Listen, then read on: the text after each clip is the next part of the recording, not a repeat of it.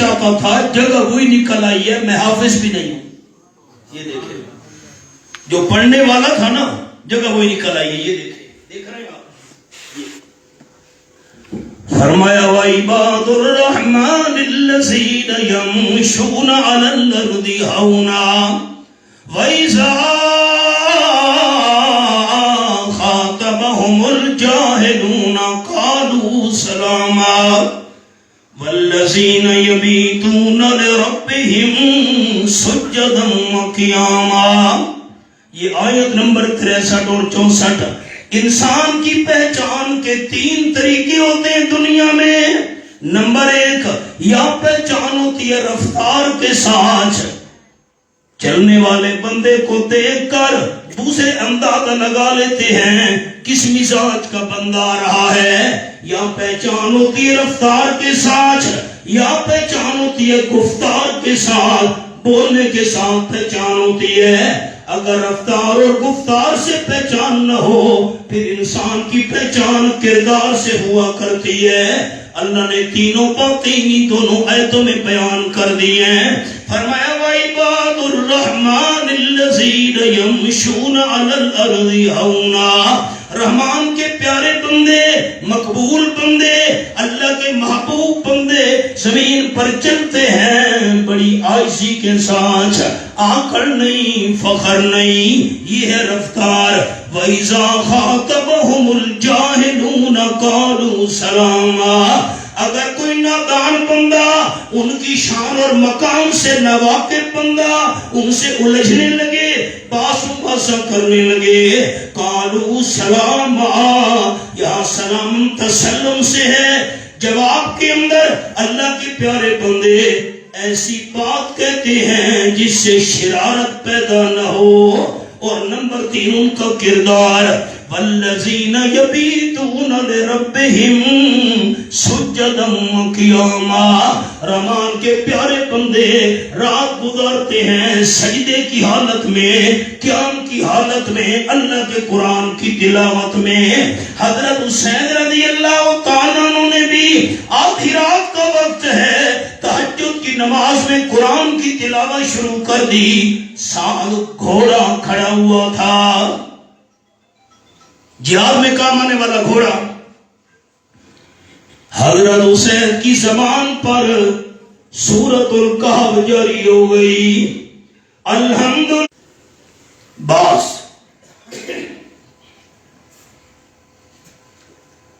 تلاوت کرنے کی دیر تھی، گھوڑے نے اچھلنا کودنا شروع کر دیا. یہ گھوڑے کو کیا ہو گیا؟ زمین تھا، دودھ پینے والا بچہ، بچے کا نام تھا یحییٰ، بخاری شریف میں حدیث ہے. حضرت حسین رضی اللہ عنہ کو یہ دل میں فکر ہوئی، گھوڑا اچھلنے کودنے لگ گیا، ایسا نہ ہو کہ گھوڑے کا پاؤں لگے، جھولا نیچے نہ گر پڑے. گھوڑا نیچے گر پڑا، بچے کو چوٹ نہ لگ جائے. حضرت حسین رضی اللہ تعالیٰ عنہ نے تلاوت روک دی. جب تلاوت روکی گھوڑا بھی آرام سے کھڑا ہو گیا. یہ کیا ماجرا ہے؟ جب گھوڑے کو آرام سے کھڑا ہوا دیکھا دوبارہ تلاوت شروع کر دی. قَيِّمًا لِيُنذِرَ بَأْسًا شَدِيدًا مِّن لَّدُنْهُ. دوبارہ گھوڑے نے اچھلنا کودنا شروع کر دیا. حضرت حسین نے تلاوت روک دی. 3 بار ایسا ہوا. حضرت حسین تلاوت کرتے ہیں، گھوڑا بے قرار ہو جاتا ہے، تلاوت روکتے ہیں، گھوڑا آرام سے کھڑا ہو جاتا ہے. حضرت حسین نے جلدی جلدی نماز پوری کی، سلام پھیر دیا. اتفاقاً سر کے اوپر دیکھا، سفید بادل نظر آیا. سفید بادل کے اندر چھوٹے چھوٹے چراغ جگمگ جگمگ کر رہے تھے. یہ کیا ماجرا ہے؟ سر کے اوپر بادل، بادل کے اندر چراغ. حالانکہ بادل میں پانی ہوتا ہے، چراغوں میں آگ ہوتی ہے، آگ اور پانی کا کوئی جوڑ نہیں. حضرت حسین دیکھ رہے تھے بادل نے اور چراغوں نے آسمان کی طرف اٹھنا شروع کر دیا. جاتے جاتے بادل بھی چراغ بھی آسمان میں جا کر غائب ہو گئے. یہ کیا معاملہ ہے؟ صبح ہوئی، حضرت حسین رضی اللہ تعالیٰ عنہ آپ صلی اللہ علیہ وسلم کی خدمت میں پہنچے. دین جھگڑے کا نام نہیں، دین تو پیار محبت کا نام ہے. حضرت حسین پہنچے آپ صلی اللہ علیہ وسلم کی خدمت میں. مسئلہ سمجھ آ گیا، جو ہوتا ہے عاشق وہ جاتا ہے در پر. اب تو ربیع الاول کا مہینہ گزر گیا نا، بینر لگے ہوئے تھے ربیع الاول کے مہینے میں. سنا ہے آپ صلی اللہ علیہ وسلم، سنا ہے آپ ہر عاشق کے گھر تشریف لاتے ہیں. میرے گھر میں بھی ہو جائے چراغ یا رسول اللہ.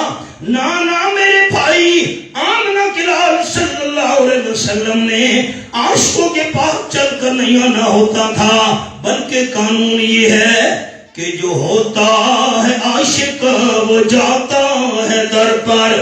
نبی کو وہ در در بلاتا نہیں ہے. حضرت حسین رضی اللہ تعالیٰ پہنچے، آمنہ کے لال صلی اللہ علیہ وسلم کو رات والا حال سنایا. حضرت میں تلاوت کرتا تھا، گھوڑا بے قرار ہو جاتا تھا. مجھے خطرہ محسوس ہوا کہ گھوڑے میں بچہ میرا سویا ہوا ہے. اگر گھوڑے کی دم لگ گئی، پاؤں لگی آپ بھی گھوڑا اور جھولا نیچے گر پڑا، بچے کو چوٹ نہ لگ جائے. میں نے سلام پھیرا، سر پہ بادل اور چراغ نظر آئے، آسمان میں جا کر غائب ہو گئے. قال النبی صلی اللہ علیہ وسلم اقرا یا حسین، رواہ البخاری. آپ صلی اللہ علیہ وسلم نے فرمایا حضرت حسین تلاوت روکنی نہیں تھی، پڑھتے رہنا تھا. اس لیے تلاوت نہیں روکنی تھی. وہ بادل نہیں تھا، چراغ نہیں تھے، وہ تو اللہ کی رحمت والے فرشتے تھے، تیری زبان سے قرآن سننے آئے تھے. مجھے کیا پتا تھا؟ آپ صلی اللہ علیہ وسلم نے فرمایا اگر تو صبح تک قرآن پاک کی تلاوت جاری رکھتا، مدینہ طیبہ کے رہنے والے تمام لوگوں کو فرشتوں کا دیدار ہو جاتا. ایک اور تحفہ آپ کو دے دوں عوام ساتھی، میری 4 انگلیاں دیکھیں، آواز تھوڑا اونچا تو کریں، میری طرف دیکھیں عوام ساتھی. یہ 4 انگلیاں، 4 چیزیں ایسی ہیں کائنات کے اندر جن کی تعداد اللہ کے بغیر کوئی نہیں جانتا. اللہ کی صفتیں کتنی ہیں اللہ کے بغیر کسی کو پتا نہیں. یہ عقیدے کا مسئلہ ہے، مرتے دم تک میں نے اور آپ نے رکھنا ہے دل میں. یہ اللہ کی صفتیں کتنی ہیں اللہ کے بغیر کوئی نہیں جانتا. آسمانی کتابیں کتنی اللہ نے نازل کی ہیں اللہ کے بغیر کوئی نہیں جانتا. تورات شریف، انجیل شریف، زبور شریف، قرآن مقدس، یہ تو 4 بڑی بڑی کتابیں مشہور. کل آسمانی کتابیں کتنی اللہ نے نازل کی ہیں اللہ کے بغیر کسی کو علم نہیں. اور نمبر 3، انبیاء علیہ السلام اللہ نے کتنے بھیجے ہیں، نبیوں کی صحیح تعداد بھی اللہ کے بغیر کوئی نہیں جانتا. علماء فرماتے ہیں جب 1,24,000، ساتھ فرماتے ہیں یا کم و بیش، اللہ بہتر جانتا ہے. اور نمبر 4، کتنے اللہ نے فرشتے پیدا کیے ہیں، فرشتوں کی تعداد بھی اللہ کے بغیر کوئی نہیں جانتا. جملہ سنیں عوام ساتھی، میرے طرف دیکھیں، بڑے ساتھی سر اٹھائیں. اللہ نے جتنے بھی فرشتے پیدا کیے ہیں، کوئی فرشتہ قرآن کی تلاوت نہیں کر سکتا سوائے جبرائیل کے. تمام فرشتوں کا سردار جبرائیل یہ قرآن پڑھ سکتا تھا. آپ کے سامنے جبریل قرآن پڑھتا تھا، آمنہ کے لال سنتے تھے، لیکن جبریل امین کے علاوہ کوئی فرشتہ قرآن پاک کی تلاوت نہیں کر سکتا. فرشتے قرآن سن سکتے ہیں لیکن پڑھ نہیں سکتے. یہ تو اللہ نے آمنہ کے لال صلی اللہ علیہ وسلم کی امت کو شان عطا فرمائی ہے. ہر میرے محبوب کا امتی قرآن پڑھتا جائے، نیکیوں سے دامن بھرتا جائے. یہ بچے قرآن کی تلاوت زندگی میں جہاں کریں گے اللہ کی رحمت نازل ہوگی. لیکن المیہ یہ ہے کہ ہمیں قرآن کی قدر نہیں. کوئی آپ کے علاقے کا بڑا بندہ آ جائے اسی محفل میں، آپ سارے اسی طرح متوجہ ہو جائیں گے. اور حافظ قرآن آئے، عالم آئے، کوئی توجہ نہیں. اب حدیث سنیے، یہ بھی بخاری شریف کی حدیث ہے. آپ صلی اللہ علیہ وسلم کی محفل تھی، ایک عورت آ گئی، کونے میں کھڑے ہو کر آپ صلی اللہ علیہ وسلم سے عرض کرنے لگی، حضرت میں اپنے نکاح کا اختیار آپ کو دے رہی ہوں. توجہ سے سنیے گا، اگر آپ کی خواہش ہے آپ میرے ساتھ اپنا نکاح پڑھا لیں، میں آپ کی گھر والی بن جاؤں گی، ام المومنین. یہ بات سننے کے بعد آپ صلی اللہ علیہ وسلم نے سر مبارک نیچے کر لیا. یہ دیکھنا جیسے بندہ سوچنے لگ جاتا ہے. عورت کونے میں بیٹھ گئی، تھوڑی دیر گزری، آپ صلی اللہ علیہ وسلم نے ہاں بھی نہیں کی، نہ بھی نہیں کی.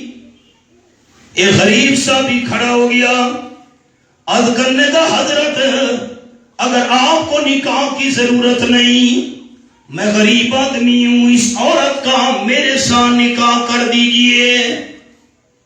رسالت مآب صلی اللہ علیہ وسلم نے فرمایا نکاح کر دیتا ہوں.